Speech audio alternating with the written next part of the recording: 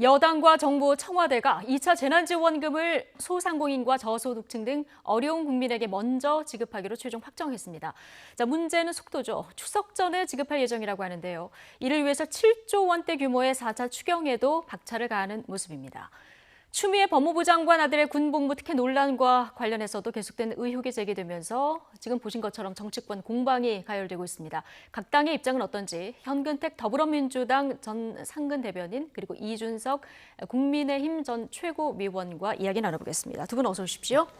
안녕하세요. 자, 4차 추경의 핵심이라고 하면은 코로나로 피해를 입은 계층을 집중 지원하는 건데요. 이런 의미에서 2차 재난지원금 지급도 선별 지급으로 결정됐습니다. 그동안 전 국민 지급을 강하게 주장했던 이재명 경기도지사, 자, 정부 여당 일원으로서 성실히 따르겠다면서도 강한 비판의 글을 남기기도 했는데요. 자, 관련 내용들 영상으로 먼저 보고 오시겠습니다.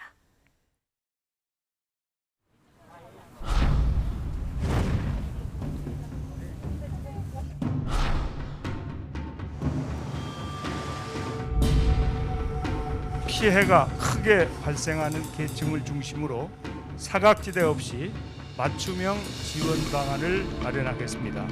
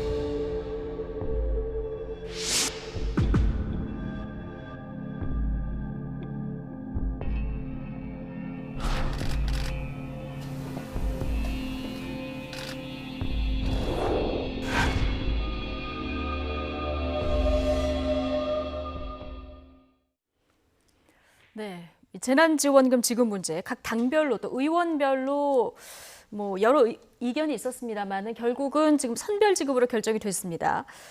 제1야당도 선별 지급을 주장해 왔기 때문에 여기에 이제 큰 이견은 없을 것 같긴 한데요.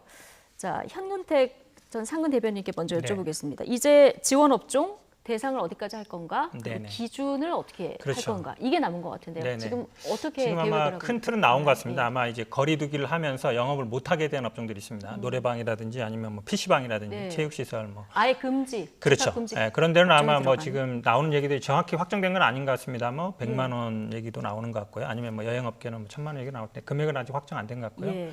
그 다음은 이제 영업은 하고 있는데 매출이 감소된 데가 있죠. 식당 같은데 영업은 하지만 매출 감소하는데 그런 데는 아마 매출 감소를 아마 카드라든지 이런 걸로 이제 아마 확정을 할 것 같고요. 그 다음엔 아마 계층을 따지는 건데 예를 들어서 우리 기초 생활수급자라든지 사상의 계층이라든지 그다음에 이제 고용 취약 계층이 있습니다. 고용 취약 계층 보면 지금 이제 특수고용 노동자라 그러는데 학습지라든지 그런 분들, 그다음 비정규직이라든지 프리랜서 이런 분들 아마 큰 틀로 보면 네 부류를 이렇게 나눌 수 있을 것 같은데요.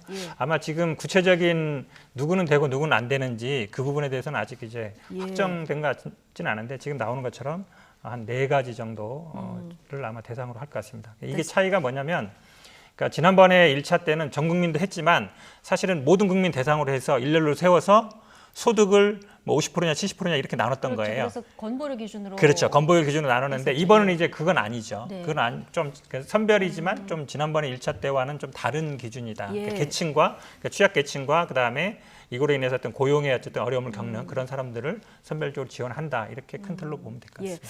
그죠. 누구에게 얼마나 줄 것인가 이거 앞으로 세부적인 어떤 조율들이 필요한 이런 상황인데요.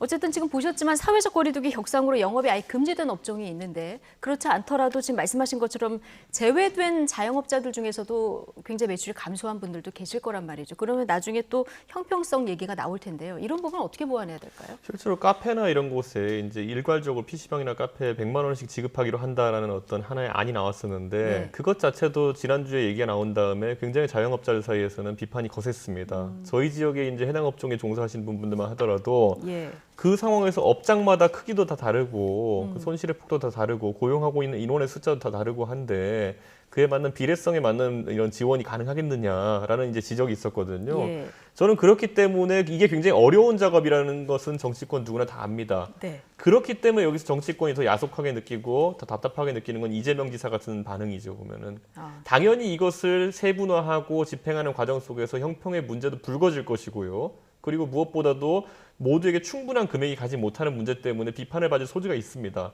그럼에도 불구하고 이렇게 나누자는 거는 뭐냐면 결국에는 자영업자들이나 소상공인분들이 굉장히 큰 피해를 입었기 때문에 조금이라도 더 그분에게 많은 보상을 하자라는 그런 취지에 있어 예. 그런 거거든요. 근데 지금 이건 어찌 보면 예고된 혼란이에요, 앞으로. 근데 그 예고된 혼란을 대선 주자로서 봐라, 니네 두고 봐라, 이제 혼란이 생길 것이다. 혼란 생길 것은 누구나 압니다. 예. 하지만 그래도 이 방향성이 옳다고 가는 것인데 그렇게 이야기한다는 자체가 굉장히 무책임하다. 저는 이런 판단을 하고요. 예. 이번에 그 매출 기준으로 이제 보통 갈 것이라 예상하고 있습니다. 왜냐하면 소득 기준으로 산정하기에 좀 어려운 부분이 있고 소득 신고는 차년도에 되기 때문에 바로 측정이 되는 매출 기준으로 갈 것 같은데 정부에서 한 번 더 고심을 했으면 좋겠는 부분은 뭐냐면은 만약에 영업 금지 업종, 저희가 집합의 가능성은 영업 금지 업종이 아니라 하더라도 실제로 코로나 때문에 매출 타격을 심각하게 입은 업종들이 있습니다. 그 업종에 대해서도 동등한 혜택을 줄 수 있도록 최대한 업종의 범위를 늘렸으면 좋겠다. 예. 이런 생각하고요.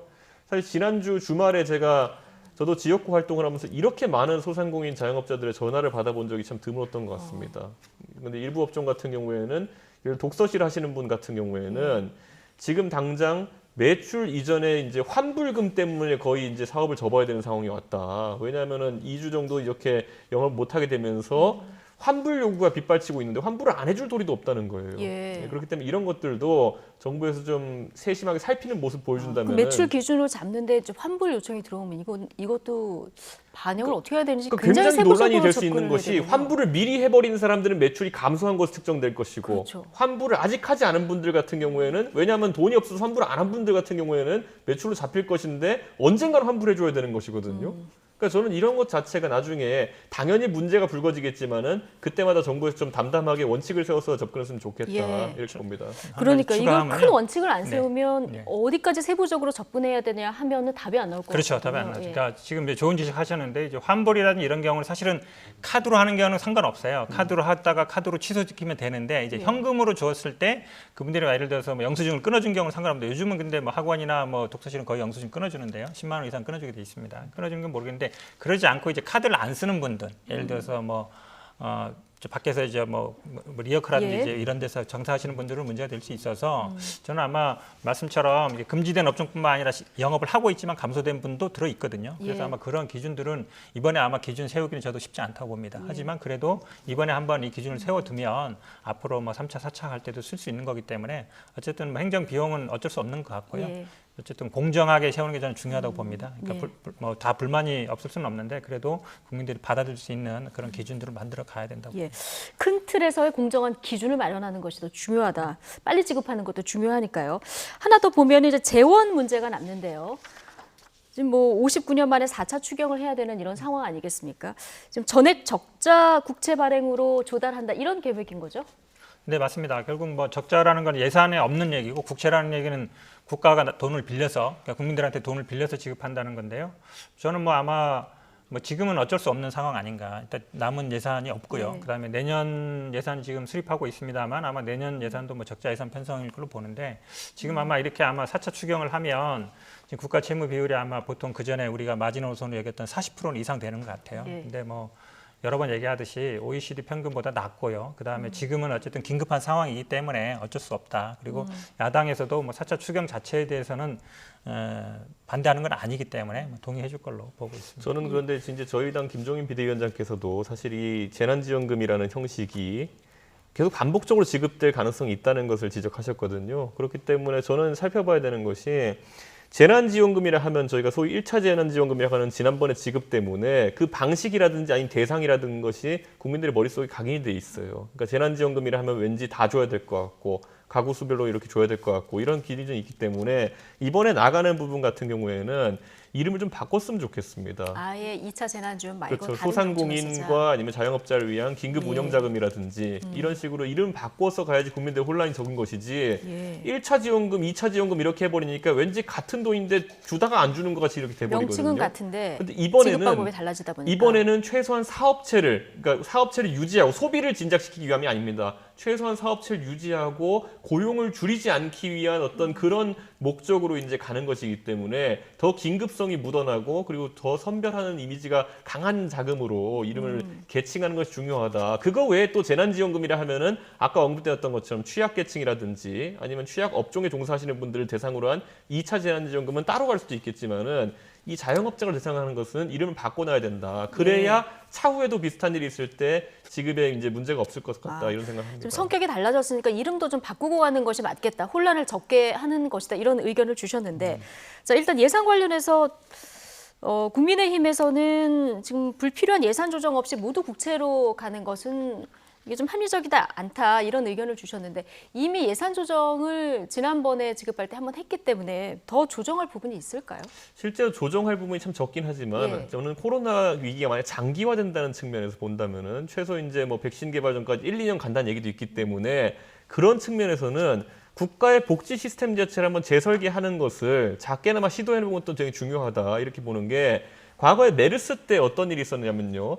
메르스 때 그때 건강보험 재정이 거의 한 10조 정도 가까이 남았습니다. 왜냐하면 메르스 때문에 많은 사람들이 병원에 안 가가지고 오히려 건강보험 재정이 남았거든요. 이번에도 보면 건강보험 재정 같은 경우에 상황이 좀 나아지려고 한다는 얘기가 있습니다. 이런 것들을 체계적으로 구조조정해가지고 왜냐? 국민들 입장에서는 건강보험으로 내는 준조세 성격 돈도 그렇고 그리고 실제로 내는 세금도 그렇고 소득세나 아니면 뭐 다른 부가세도 그렇고 다 부담으로 느껴지는 거거든요.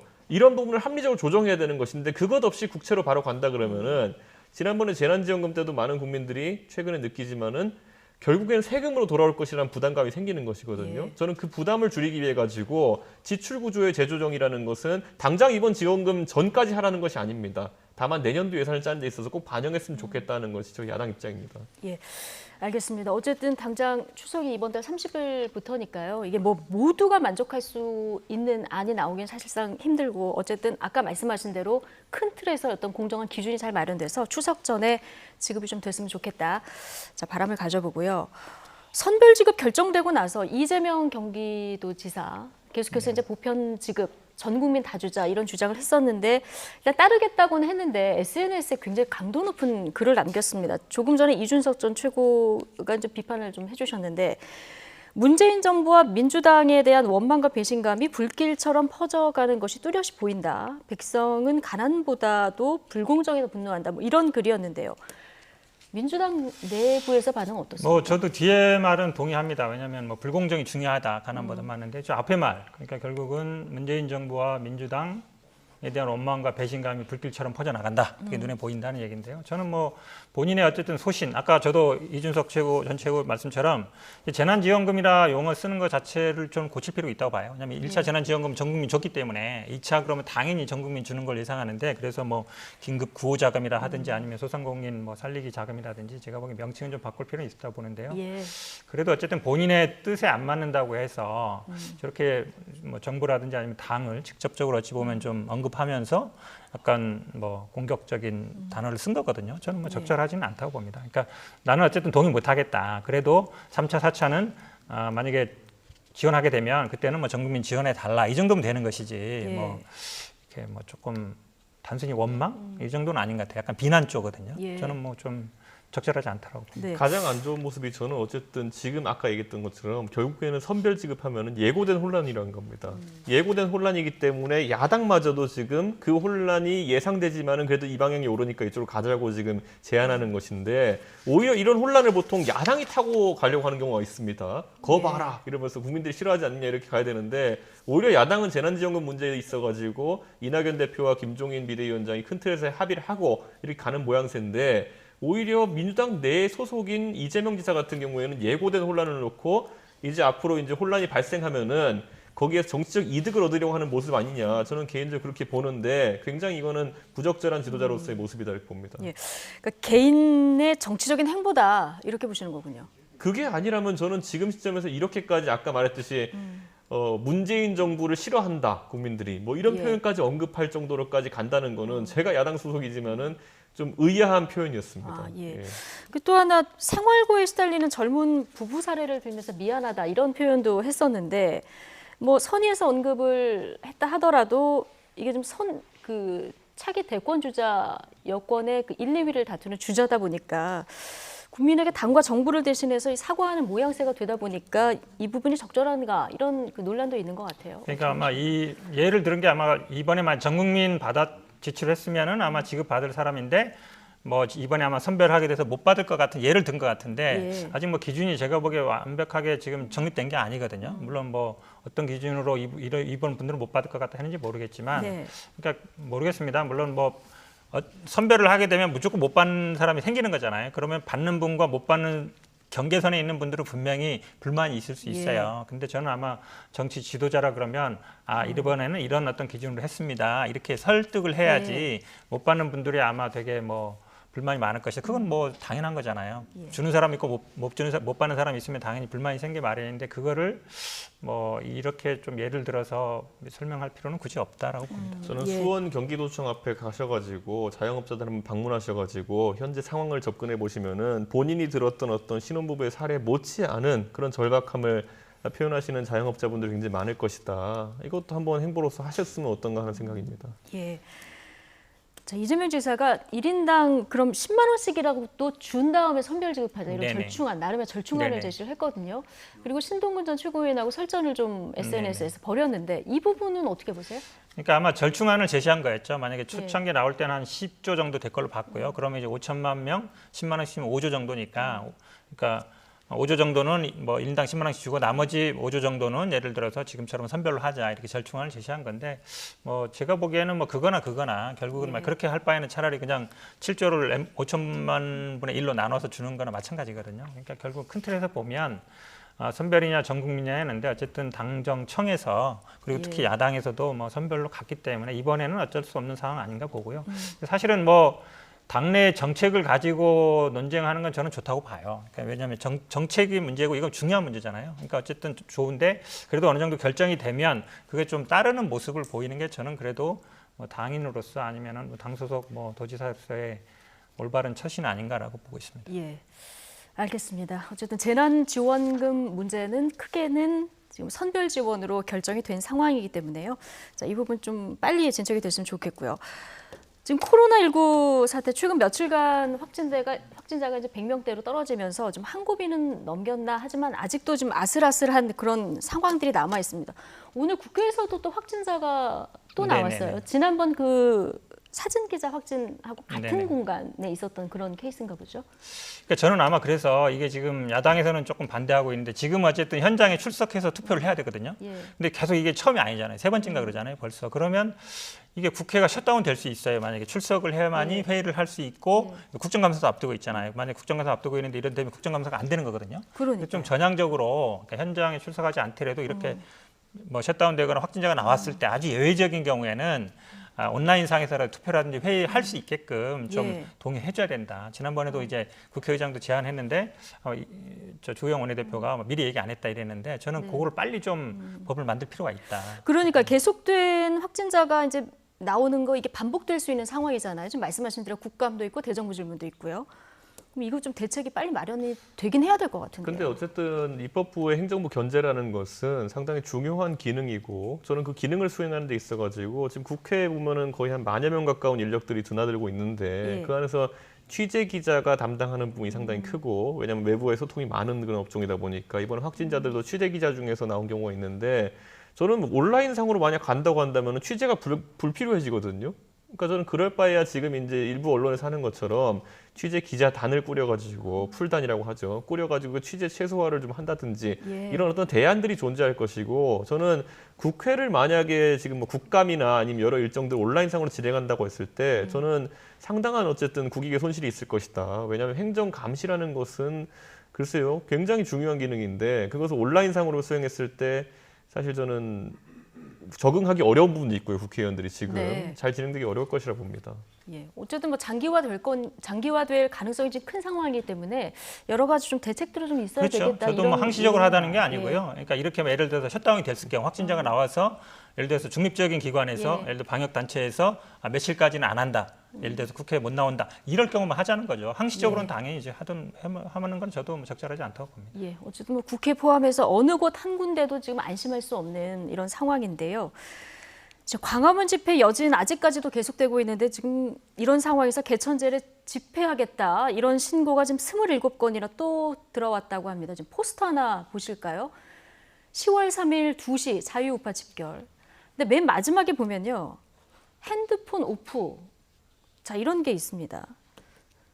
핸드폰 끄자는 거죠. 그렇죠. 왜냐하면 지금 아마 방역 단체에서 어떻게 이제 추적을 하고 있냐면 결국은 기직을 중심으로 해서 있던 사람들을 추적하고 있거든요. 예. 그렇다 보니까 어찌 보면 위치 추적을 못하게 여기 온 사람들 누군지 알 수 없게끔 하는 건데요. 저는 뭐 핸드폰이 사실 가장 강력한 수단입니다. 뭐 CCTV는 우리나라는 CCTV로 사람을 인식하지 못하거든요. 중국은 하지만 그렇다면 뭐 신용카드, 예. 교통카드 안 쓰면은 이제 사람이 어딘지 모르는 거라서 저는 이거는 방역을 의도적으로 방해하려는 그런 뭐 시도라고 볼 수밖에 없을 것 예, 같습니다. 신고 인원도 지금 한 4만 명 정도 된다고 하는데 좀 걱정해요, 이준석 전 최고위원님.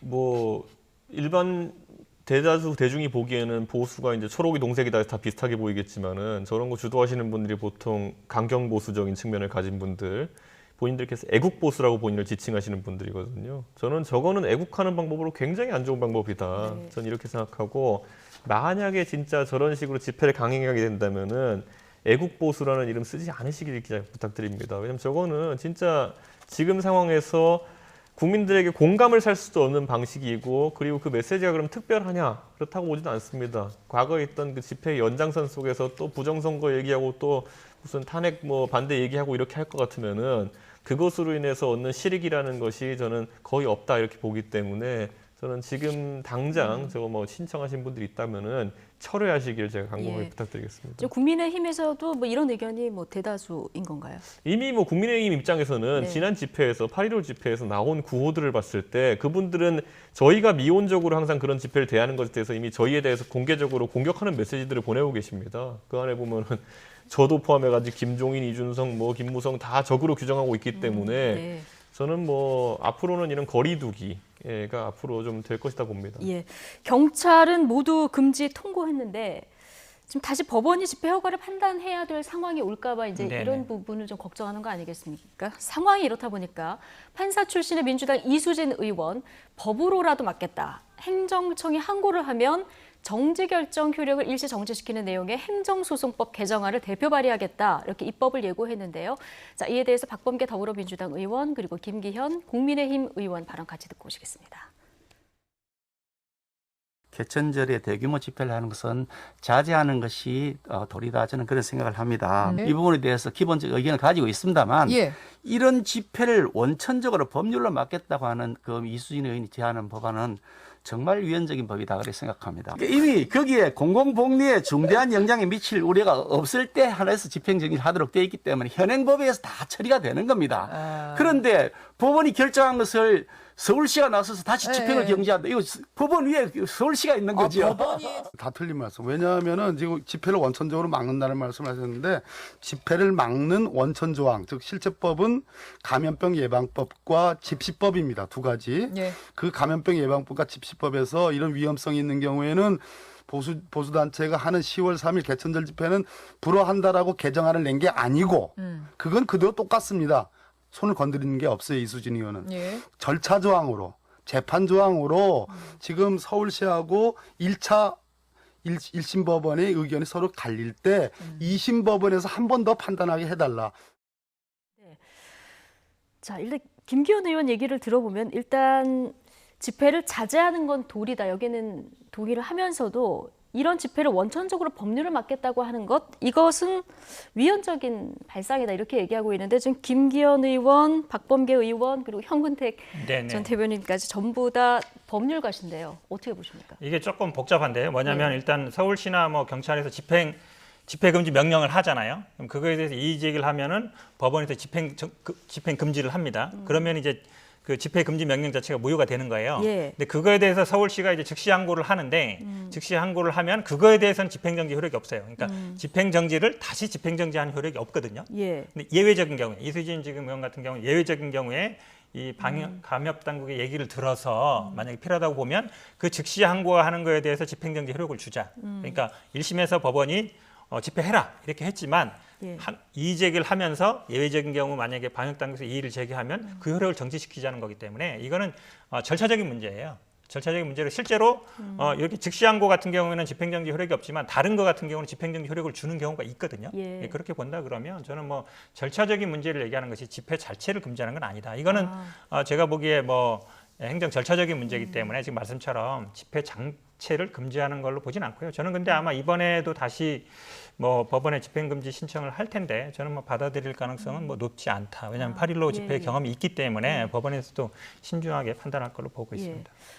일단 뭐 절차적인 문제일 뿐이다. 그러니까 이수진 의원이 발의한 법 자체가 뭐 가능하다. 저는 가능하다고 봐요. 그러니까 원래 즉시항고 자체는 집행금지 효력은 없어요. 근데 예외적으로 이렇게 방역에 대해서 집회를 허가해 준 경우에는 집행정지 효력을 주자는 거니까 그걸 뭐 충분히 왜냐하면 그 전에 어떤 개정안이 있었냐면 이렇게 그 방역 문제로 집회 금지를 하는 경우에는 예. 방역단체 의견을 듣지 않은 개정안도 있었거든요. 네. 그런 어쨌든 전문가의 의견을 듣지 않은 얘기예요.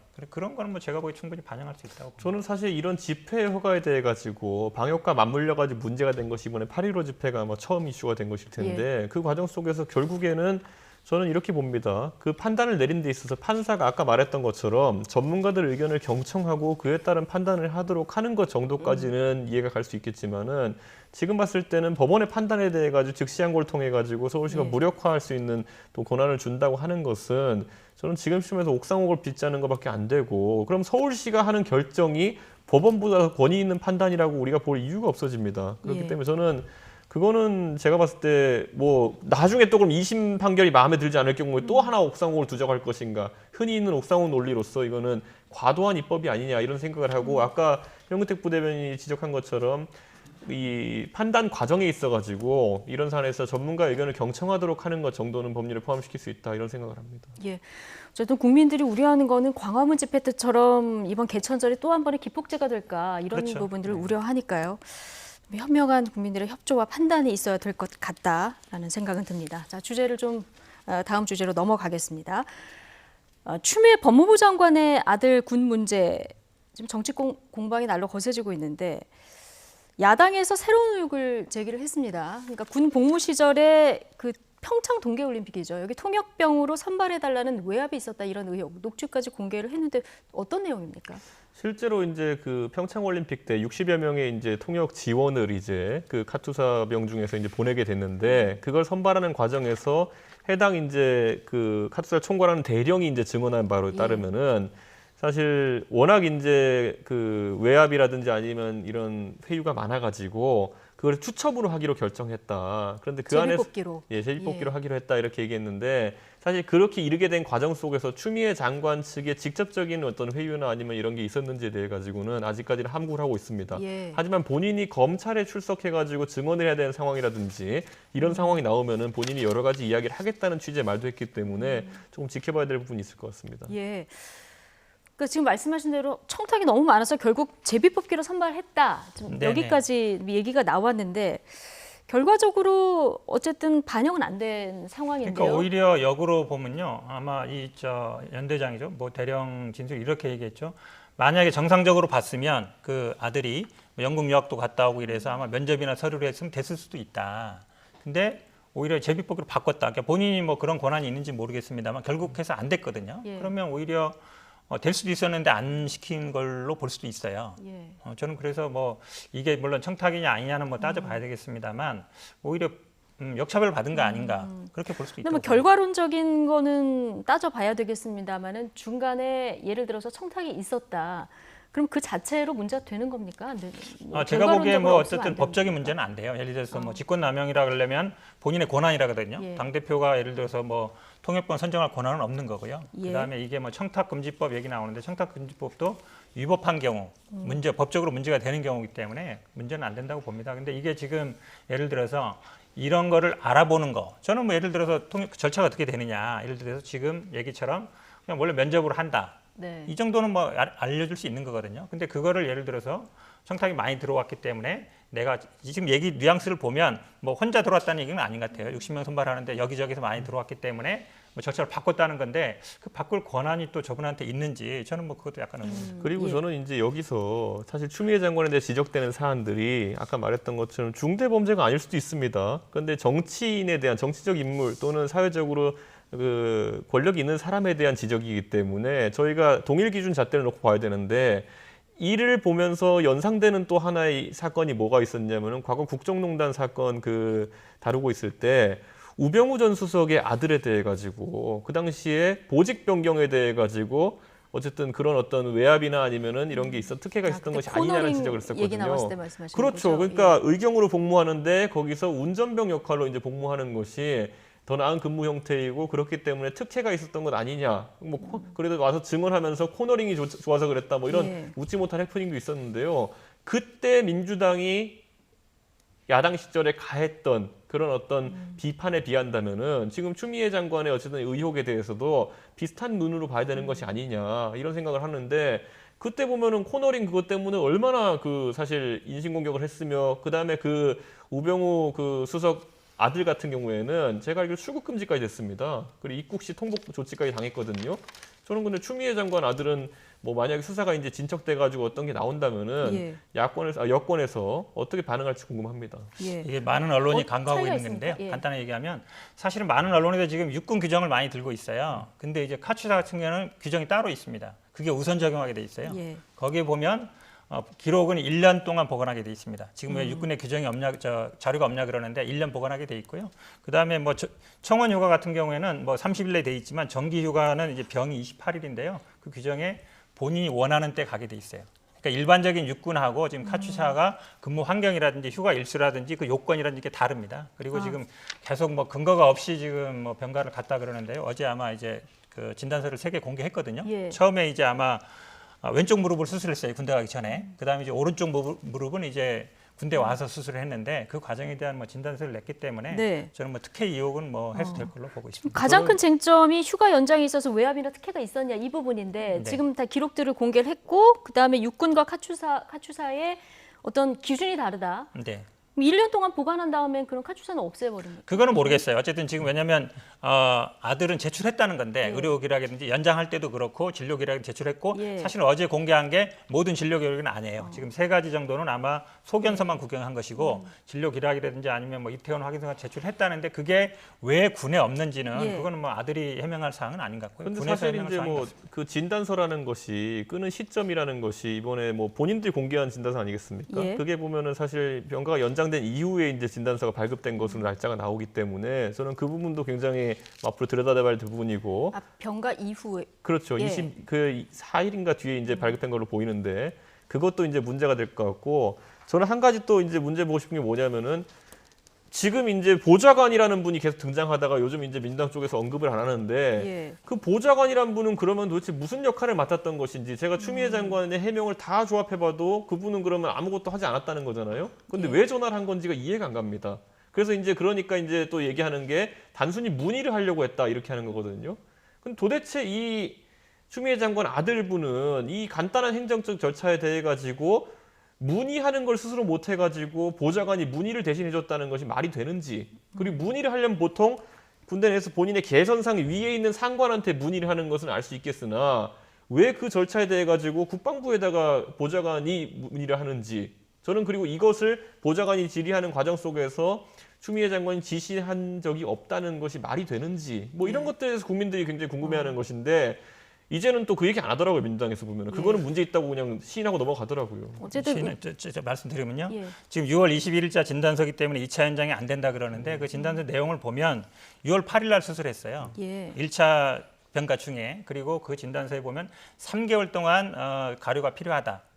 이렇게 돼 있거든요. 결국은 1차 진단 병가 중에 네. 수술을 받았고 예. 그때 3개월 치료가 필요하다고 본 거기 때문에 사실 연장이 필요하다고 본 것이고요. 지금 예. 얘기처럼 뭐 사실은 문의를 했는지 아닐 수 있지만 결국은 아마 이 휴가 간 것 자체가 네. 어떤 법적인 근거가 있느냐 없느냐 그게 핵심이에요. 근데 제가 보기에는 1차, 2차 병가를 갖고 3차에서는 사실은 개인 연가를 쓴 거거든요. 아까 예. 말씀처럼 카투사 규정에 개인 연가는 언제든지 자기가 원할 때 갈 수 있게 돼 있습니다. 물론 알겠습니다. 부대 사정 이 고려한다고 돼 있습니다만 카투사 규정을 저희도 좀 찾아봐야 될 것 한번 같습니다. 볼 필요가 있는 것 같습니다. 어쨌든 의무기록은 공개가 됐는데 지금 보좌관이 전화했다는 부분, 이 부분이 아직 정리가 안 됐다. 이런 얘기를 지금 야당에선 제기를 하고 있는 상황이고요. 정리가 안 된 게 아니라 추 장관 아들이 뭐 그 당시 어떤 상황인지 뭔지 왜 전화를 못하고 본인이 못하고 보좌관이 했는지 이거는 아무도 해명 못합니다 지금. 네, 그동안 뭐 추미애 법무부 장관 아들 의혹이 본격 제기된 7월부터 아들의 군복무 특혜 의혹 관련해서 줄곧 그런 사실이 없다 이렇게 강하게 부인을 해왔었는데 이 발언들 한번 듣고 오시겠습니다.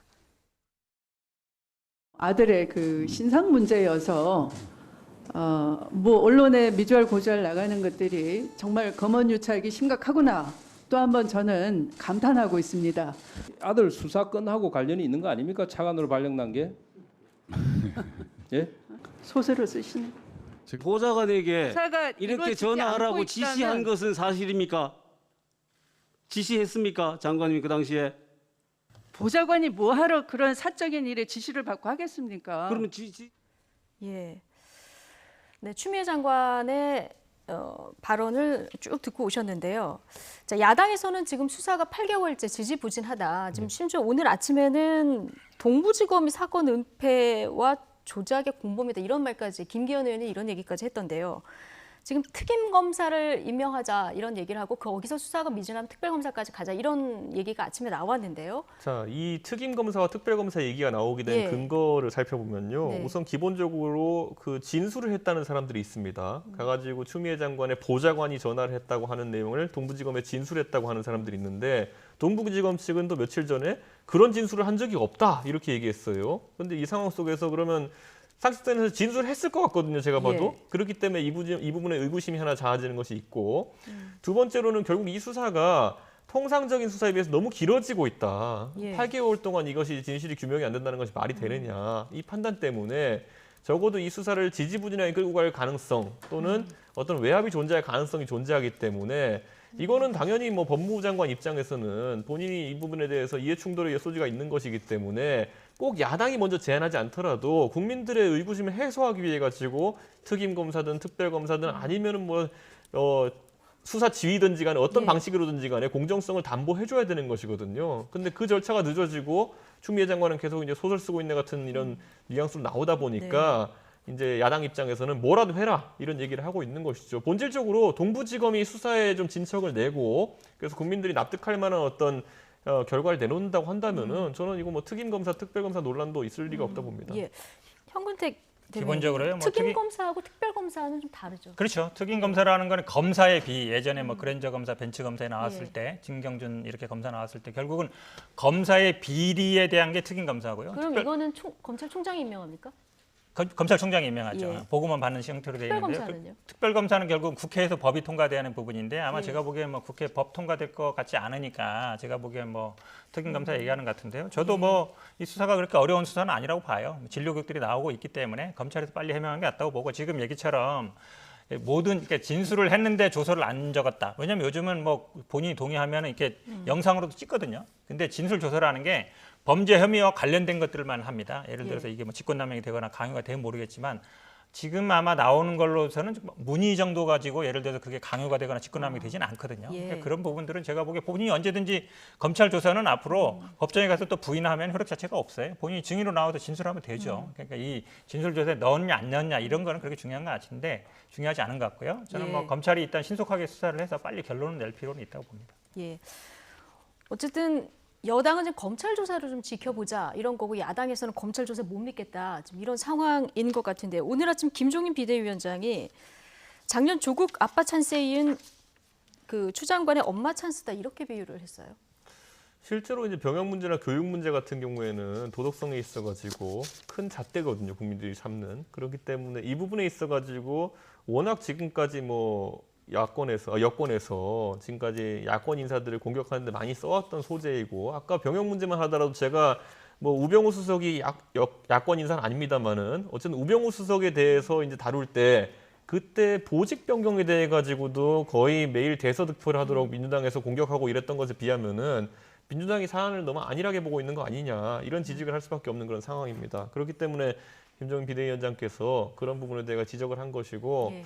뭐 민주당 입장에서는 조국 사태의 재판이 되지 않기 위함이 이제 목적이라면은 오히려 빨리 이런 의혹들을 이제 해명할 수 있도록 검찰에도 빨리 이제 수사 지휘를 해가지고 빨리 수사하도록 한다든지 뭐 알아서 좀 이런 좀 조치하는 모양새를 보여야 되는 것이 아닐까 이렇게 봅니다. 저는 뭐 이 사건의 핵심은 결국은 어떤 특혜가 있었느냐 없었느냐라고 봐요. 예. 근데 아마 지금 기록에 나온 것도 보면 2015년에 이미 왼쪽 무릎 수술했거든요. 네. 그럼 아마 정상적으로 제가 보기에 뭐 신증금을 받다든지 했으면 안 갈 수도 있을지도 몰라요. 근데 이제 갔거든요. 근데 군대 가서 다시 오른쪽 무릎 수술한 것이고 그게 어쨌든 진료기록 나오고 있기 때문에 예. 저는 뭐 정상적으로 처리됐다 보고 누누이 말씀드리지만 이제 카츄샤와 우리 육군 규정은 좀 다르다. 카츄샤 예. 규정이 먼저다. 이거를 좀 유의했으면 좋겠습니다. 예, 저희도 이런 규정들을 조금 꼼꼼히 찾아보겠습니다. 자, 오늘 두 분 말씀 여기까지 들어야 될 것 같습니다. 지금까지 현근택 더불어민주당 전 상근 대변인 그리고 이준석 국민의힘 전 최고위원과 이야기 나눠봤습니다. 고맙습니다.